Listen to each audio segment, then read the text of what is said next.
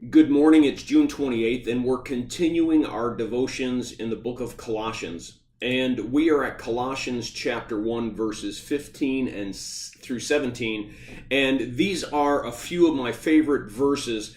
Talking about Jesus, Paul says, He is the image of the invisible God, the firstborn over all creation. For by Him all things were created, things in heaven and on earth, visible and invisible, whether thrones or powers or rulers or authorities, all things were created by Him and for Him.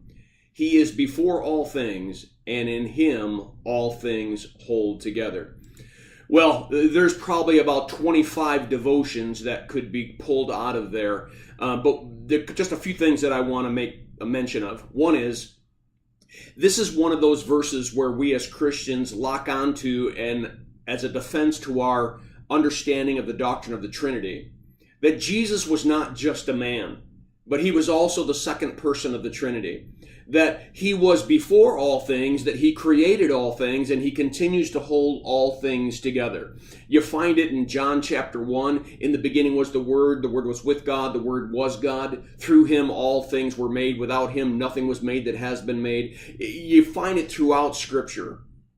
But the part that I'd like to emphasize today is that part where it says is that He holds all things together, or all things are held together by Him.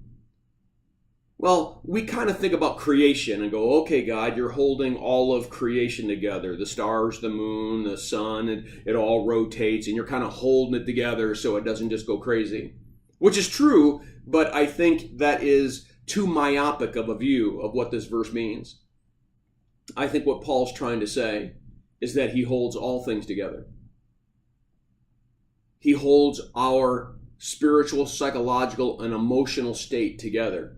He holds our relationships together. He holds our occupations. He holds nations. He moves them around for His purposes and for the purposes of the kingdom. He holds all things together, which makes us ask the question, if there is a part of our lives that's out of control, is it possible because we're trying to control it rather than put it in the hands of the one who holds all things together?